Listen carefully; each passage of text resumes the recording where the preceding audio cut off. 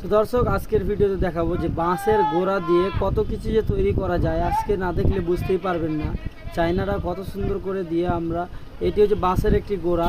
এই বাঁশের একটি গোড়াকে সুন্দর করে মোটর মেশিনে সেট করে সুন্দর করে ফিটিং করে একটি সুন্দর আকর্ষণীয় জিনিস তৈরি করে দেখাবে। দেখতে পাচ্ছেন যে সেটি দেখাচ্ছে। আজকে সেই ভিডিওকে আবার রং করেও আবার দেখা দিবে। তো দেখতে পাচ্ছেন কত সুন্দর সুন্দর একটি টপ তৈরি করে দেখিয়ে দিল। তারা সব কিছু পারে করতে বাঁশের গোড়া দিয়ে। তো ভিডিওটি শুরু করে যাওয়া যাক। এই দেখুন বাঁশের গোড়া আবার নতুন করে অনেক কিছুই তৈরি করে দেখাতে পারবে তারা। নিত্য নতুনভাবে তৈরি করে এবং ফ্রি করে। এই যে এখানে একটি লাগিয়ে দিল হ্যান্ডেল, আবার ড্রিল মেশিন দিয়ে ফুটা করে এবার বানিয়ে দিল আপনাদেরকে কেটলি, চায়ের কেটলি, যাতে বলে আমরা চায়ের কেটলি তৈরি করে দেখিয়েছি আপনাদেরকে। আবার নতুন নতুন ভিডিও নিয়ে চলে আসলাম। এবার তৈরি করে দেখাবে আপনাদেরকে একটি ক্রাফট বাটি।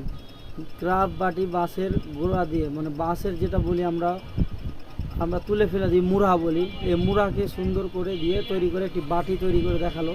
তো এই বাটি যেমন তেমন দাম মনে করছেন আপনারা। এই বাটি এবার আরেকটি জিনিস তৈরি করে আপনাদেরকে দেখাচ্ছি। সেটি হচ্ছে, দেখুন, দেখতে থাকুন।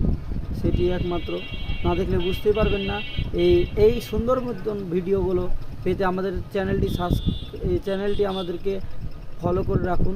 অবশ্যই তাহলে নতুন নতুন ভিডিও আপনারা দেখতে পাবেন। চায়নাদের শি জিনপিংয়ের অনেক রকমের ভিডিওগুলো আমরা ছেড়ে থাকি। এই পেজটিকে অবশ্যই ফলো করবেন এবং পেজটিকে লাইক এবং কমেন্ট করে জানিয়ে দিবেন যে কেমন হয়েছে ভিডিওগুলো।